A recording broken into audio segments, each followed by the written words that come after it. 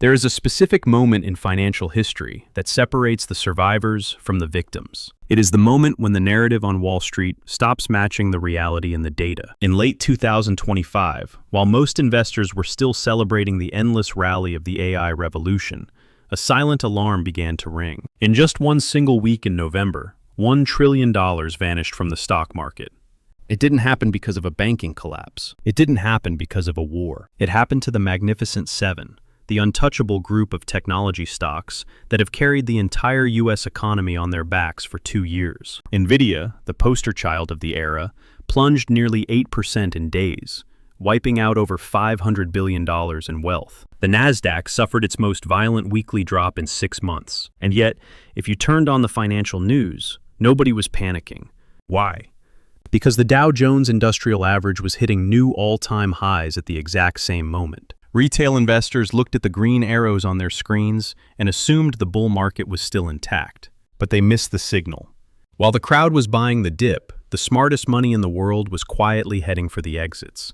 We aren't talking about nervous day traders. We are talking about the titans of industry, the men who don't just predict the market, but shape it. Michael Burry, the man who famously shorted the housing bubble, just placed a $1 billion bet against tech. Warren Buffett, the greatest investor of all time, has liquidated half his Apple position and retreated to a mountain of cash. And David Tepper, the hedge fund legend who correctly called the bottom in 2009 and the rally in 2023, has rotated his entire portfolio. Think about what that means for a moment. The same men who made their fortunes by going against the crowd are now betting against you. If you have a 401k, if you have a retirement account, if you own an S&P 500 index fund, you are sitting on the other side of their trade. So here is why you need to pay very close attention to what I am about to tell you.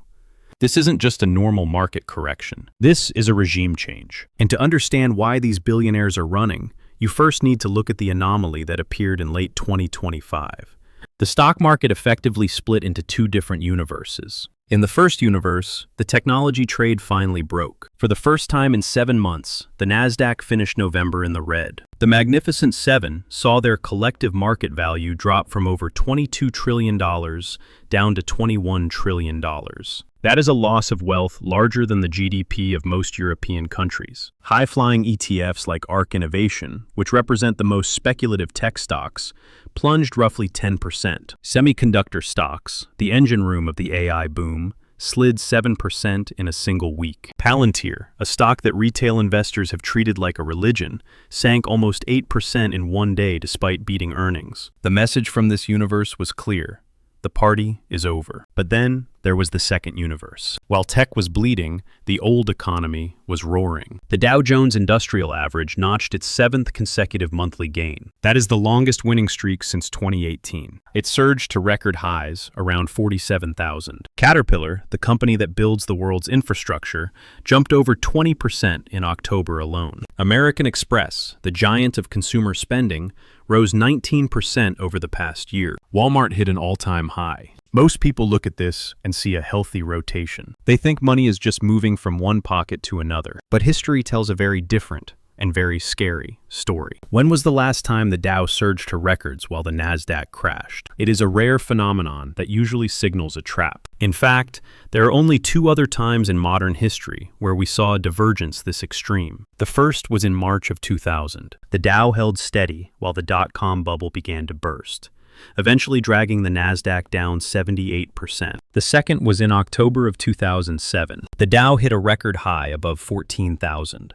Masking the fact that the credit markets were rotting from the inside out. 6 months later, the entire financial system was on the brink of collapse. Historically, this signal flashes red exactly 6 months before a disaster. It is the moment when the generals leave the battlefield, leaving the foot soldiers to fight a losing war. And this time, the generals are making their moves in plain sight. 3 legendary investors have positioned their portfolios for a crash, and the scale of their bets is staggering. Let's start with Michael Burry. You know his name from The Big Short. He is the man who sat in his office, looked at the mortgage bonds that everyone said were safe, and saw the fraud. He made $4 billion personally when the world collapsed. Now, look at his latest 13F filing. According to the documents submitted to the SEC, Burry's Scion Asset Management has turned aggressively bearish. 80% of his portfolio is now effectively short the market. He has purchased put options on 1 million shares of Nvidia. He has purchased put options on 5 million shares of Palantir. That is a combined notional bet of roughly $1.1 billion.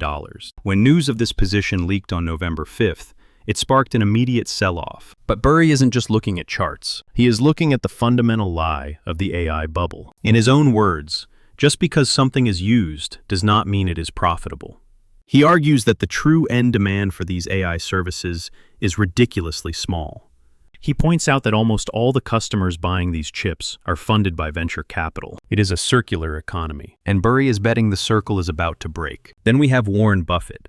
The Oracle of Omaha is famous for one thing above all else: patience. He doesn't panic. He doesn't chase trends. He waits for the fat pitch. So what does it tell you that Buffett is currently sitting on the largest pile of cash in the history of Berkshire Hathaway? We are talking about nearly $300 billion in cash and treasury bills. That represents over 40% of his company's total assets. To build that pile, he had to do something that shocked the financial world. He sold more than half of his stake in Apple. He dumped 505 million shares of the company he once called his third business. He sold $75.5 billion worth of stocks in just the first 6 months of 2024. Why? Why would the greatest value investor of all time be selling stocks when the market is at all-time highs? Because he recognizes the pattern. He sat out the mania of 1999. He raised cash before the crash of 2008. And right now, his favorite valuation metric, the Buffett Indicator, is screaming danger. The ratio of total stock market value to GDP stands at 220%. That is higher than the peak of the dot-com bubble. It is higher than the peak of the housing bubble. Buffett isn't guessing that stocks are expensive. He is voting with his wallet. And finally, let's look at David Tepper. This is the man this video is modeled after for a reason. Tepper is a macro trader. He doesn't care about the story. He cares about the liquidity. In 2009, when the world was ending, he bought banks. In 2023, when everyone feared a recession, he bought tech. He is the ultimate contrarian. And in the third quarter of 2025, he flipped. His fund, Appaloosa Management, completely exited positions in Intel and Oracle. He slashed his stakes in Amazon, Google, and Meta. He cut his position in United Health by 92%. He didn't just trim his winners. He dismantled his exposure to the American tech sector. But here is where it gets interesting. He didn't just go to cash like Buffett. He rotated into the sectors that nobody wants to touch. He bought regional banks like Truist and KeyCorp, betting on a recovery in the most hated part of the financial system. He increased his stake in Whirlpool by nearly 2,000%. And in a move that baffled analysts, he made Alibaba his single largest position. Roughly 16% of his portfolio is now in Chinese stocks. He is leaning short on the S&P 500. He is leaning short on the Nasdaq. And he is long on everything that has been left for dead. Put these three pictures together. Burry is betting on a collapse. Buffett is preparing for a depression. Tepper is positioning for a rotation. Three different strategies. One identical conclusion. Get out of tech. But the question you should be asking yourself isn't just why are they selling? The question is, what do they see that I don't? The answer lies in the math. There is a fundamental disconnect between what big tech is spending and what they are earning. It is a gap of hundreds of billions of dollars. And once you see the chart I am about to show you, you will understand why the smartest men in the room are heading for the door. Let me show you the single most important chart in finance right now. It is a chart that explains exactly why the billionaires are running. And once you see it, you cannot unsee it. It represents the most dangerous gamble in the history of corporate America. We are witnessing a spending spree that defies all logic. Right now, the combined capital expenditure of big tech companies, the money they spend on servers, chips, and data centers, is estimated to be over $400 billion. That is a number so large, it loses its meaning. So let's put it in context. That is more than the GDP of Hong Kong. It is more than the GDP of Singapore. Microsoft alone, in its fiscal year 2025, pushed its Capex to a staggering $88 billion. That is up 58% from the previous year. In just one single quarter, from July to September, they spent $34.9 billion. That is a 75% increase year over year. Alphabet is doing the exact same thing. Their projected Capex for 2025 is between $91 and $93 billion. That is nearly double what they spent just 2 years ago. Amazon spent $125 billion in 2025, a 51% jump. These companies are burning cash at a rate we have never seen before in human history. But here is the problem. Here is the glitch in the matrix. They are spending $400 billion to chase roughly $13 billion in revenue. OpenAI, the company that started this entire revolution, is projected to bring in about $13 billion in 2025. But to generate that revenue, they lost $12 billion in just the third quarter alone. Think about that business model. For every dollar they bring in, they are lighting another dollar on fire. We are looking at one of the biggest quarterly losses in the history of the technology sector. And it gets worse. A recent study by MIT found that 95% of AI projects across the industry have had zero return on investment so far. So if the profits aren't there, where is all that revenue coming from? This is the part that keeps value investors up at night. It is called the vendor financing circle. It works like this. Microsoft invests billions of dollars into OpenAI. OpenAI takes that cash and uses it to buy cloud computing services from Microsoft Azure. Microsoft then books that inflow of cash as revenue and growth. Do you see what is happening? It is a snake eating its own tail. They are essentially paying themselves to show growth to Wall Street. It is an accounting illusion designed to keep the stock price moving up. This is exactly what happened in 1999. Telecom companies spent billions laying fiber optic cables across the ocean. Dot-com companies leased that fiber using money from the same investors. When the funding dried up, the overcapacity became obvious. The entire sector collapsed, and trillions of dollars were wiped out. David Solomon, the CEO of Goldman Sachs, warned us about this months ago. He said a lot of the capital deployed into AI won't deliver returns. Jeff Bezos called it an industrial bubble. Sam Altman himself admitted that people will overinvest and lose money in this phase. The writing is on the wall, but the market isn't reading it. Instead, the market is pricing these stocks as if nothing could ever go wrong. Now let's talk about what you are actually paying for these stocks. Because when you understand the valuations, you will understand why smart money is terrified. We are witnessing a concentration of wealth that is historically unprecedented. In mid-November, the Magnificent Seven reached a combined market cap of $21.5 trillion. That accounts for 37% of the entire S&P 500's value. Think about that ratio.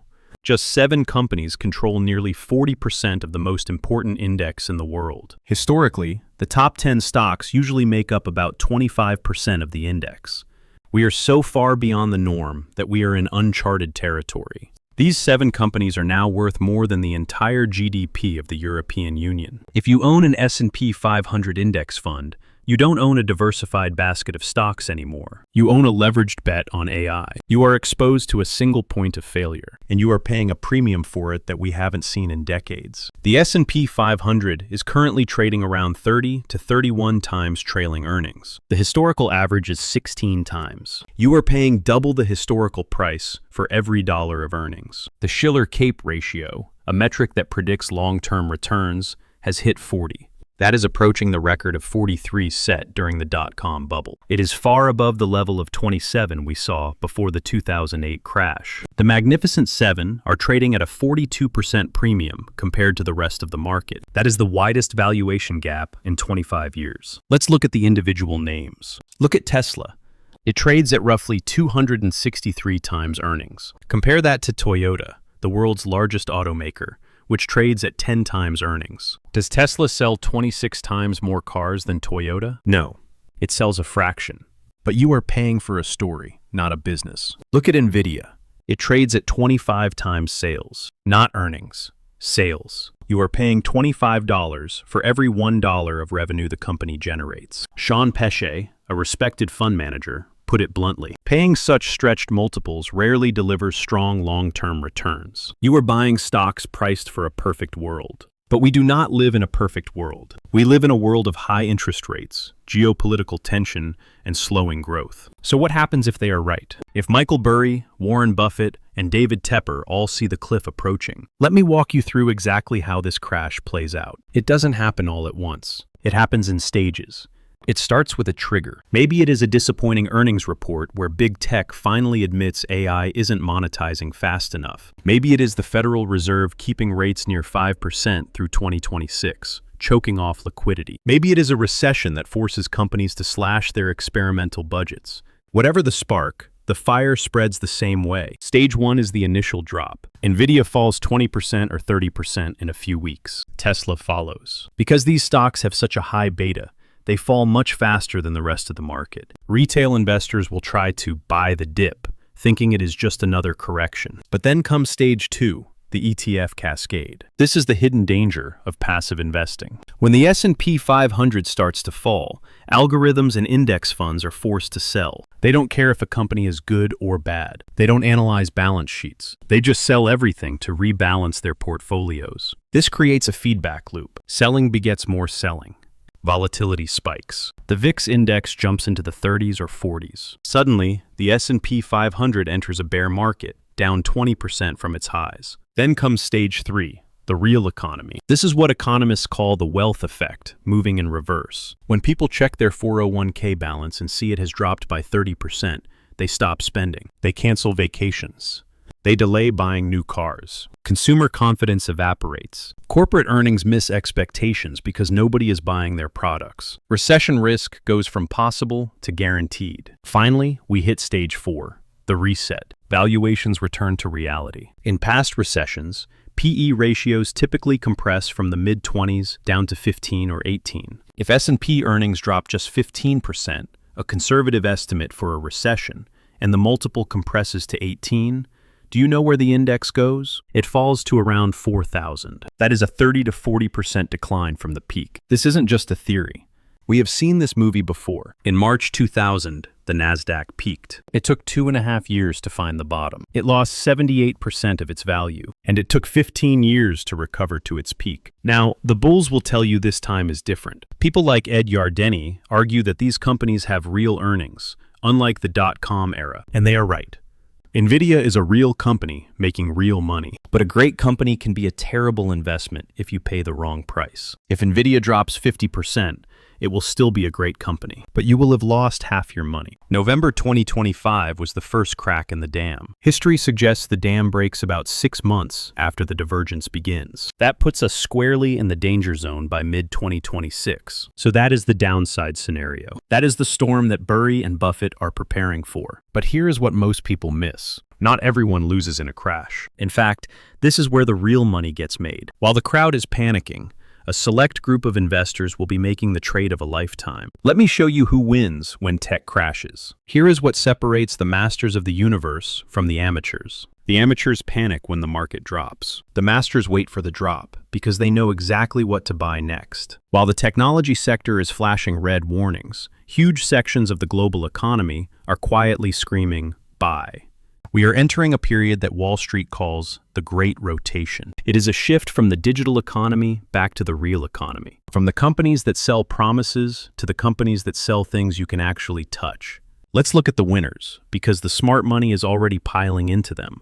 First, look at the industrials. While Nvidia was correcting, Caterpillar was quietly surging. The heavy machinery giant jumped over 20% in October alone. It is trading near $590 per share, up nearly 60% year-to-date. Why is a tractor company outperforming the AI revolution? Because regardless of what happens with ChatGPT, bridges still need to be built. Factories still need to be constructed. The trend of reshoring, bringing manufacturing back to America, is a multi-year tidal wave that isn't stopping. Smart money is betting on infrastructure, not vaporware. Second, look at the financials. For years, banks were boring. But in a world of higher interest rates, boring is profitable. JP Morgan Chase is posting record profits and trading near all-time highs. American Express has risen 19% over the past year. Here is the valuation gap that Tepper sees. You are paying 60 times earnings for tech stocks that might grow into their valuations in 10 years. Or you can buy these banking giants today for 12 times earnings. They pay you dividends. They buy back their own stock. They are cash flow machines. Third, look at energy. Exxon and Chevron are trading near multi-year highs. While tech companies burn cash to build data centers, energy companies are printing cash by powering them. The AI revolution requires massive amounts of electricity. Who do you think provides that power? It isn't a software company. It is the energy sector. And finally, look at the defensives. Walmart hit an all-time high in late 2025. Eli Lilly became the first healthcare company to reach a $1 trillion market cap. In a world of uncertainty, people still need to eat. they still need medicine. These sectors are the lifeboats, and the billionaires have already secured their seats. Now, let me show you the most contrarian moves the smart money is making. These are not safe, defensive plays. These are aggressive bets on the things that everyone else hates. This is where David Tepper made his name. He buys fear. First, he is buying regional banks. Remember the panic of March 2023? Silicon Valley Bank collapsed. Signature Bank failed. The entire sector was left for dead, trading at fractions of their book value.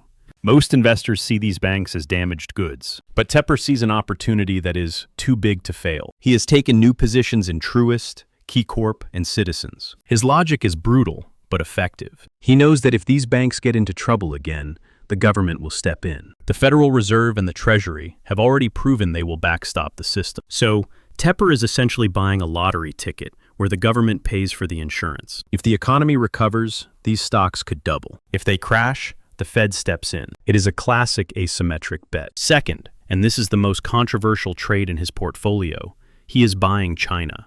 Chinese stocks have been in a bear market for years. Alibaba is down nearly 75% from its peak. It is arguably the most hated stock in the world right now. Geopolitical tensions are high. The Chinese economy is slowing, but Tepper has made Alibaba his single largest position. It makes up roughly 16% of his entire fund. Why? Because he is a value investor, not a politician. Amazon trades at 50 times earnings. Alibaba trades at 11 times earnings. Alibaba has $60 billion in cash on its balance sheet. Tepper is betting that the gap between American optimism and Chinese pessimism is simply too wide to ignore. He is selling the country where everyone is euphoric, and he is buying the country where everyone is terrified. Third, he is diversifying internationally. Right now, the U.S. stock market makes up 72% of the entire global market capitalization. Historically, that number should be closer to 50%. The world is massively overweight America, and specifically, overweight American tech. Smart money is rotating into Europe, into India, into emerging markets. They are spreading their bets because they know that American exceptionalism in the stock market cannot last forever. All right, so you have seen the warning signs. You understand the math behind the bubble. You know where the billionaires are moving their money. Now here is exactly what you need to do with your own portfolio. I am going to give you 3 levels of action, depending on your risk tolerance. You need to pick the one that lets you sleep at night. Level 1 is the conservative plan. This is for people who want to protect their wealth above all else. First, go audit your portfolio. Log into your 401k right now. Look at your funds. If you are in a growth fund or an S&P 500 fund, your exposure to the Magnificent Seven is likely 40% or higher. You are walking on a tightrope without a safety net. Trim that exposure down to 25%. Keep the high-quality names like Apple or Microsoft if you must, but sell the speculative plays that lose money. Second, raise your cash position. Follow Buffett's lead. Move 15 to 20% of your portfolio into cash or short-term treasury bills. You want dry powder so that if the market crashes, you can buy cheap. Third, rotate into defensives. Add exposure to healthcare, utilities, and consumer staples. These stocks won't make you rich overnight, but they won't go to zero in a recession. Level 2 is the moderate plan. This is for active investors who want to capture the upside of the rotation. Your goal here is to sell the winners and buy the laggards. Take the profits you made in tech over the last 2 years. Don't be greedy. Harvest those gains. Move that money into the Dow Jones Industrial Average. Swap your QQQ for DIA. You are essentially trading high-flying tech for industrial strength.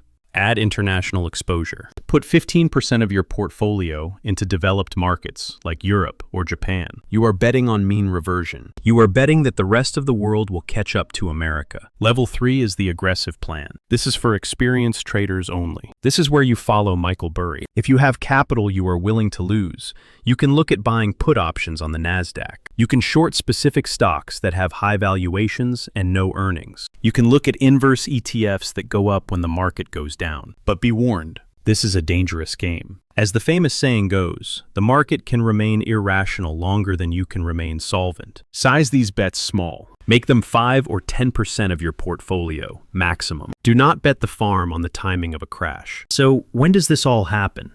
What is the timeline? The next 30 days are critical. We are seeing year-end rebalancing and tax loss selling. But the real danger zone arrives in the second quarter of 2026. That is when the 6-month lag from the November divergence fully hits the economy. That is when the full impact of interest rates will be felt by consumers. Let's bring this all together, because what is happening right now is bigger than just a stock market correction. It is a regime change. We are moving from an era of easy money and digital hype to an era of real assets and fundamental value. Review the evidence one last time. $1 trillion vanished in a single week. The Nasdaq snapped its 7-month winning streak. The historical signal from 2000 and 2007 is flashing red. Review the players. Michael Burry is short. Warren Buffett is in cash. David Tepper has rotated. Review the math. Big tech is spending $400 billion to chase $13 billion in revenue. Valuations are at record highs. The concentration of risk is unprecedented. November 2025 wasn't the crash. It was the warning shot. It was the tremor before the earthquake. Just like March 2000.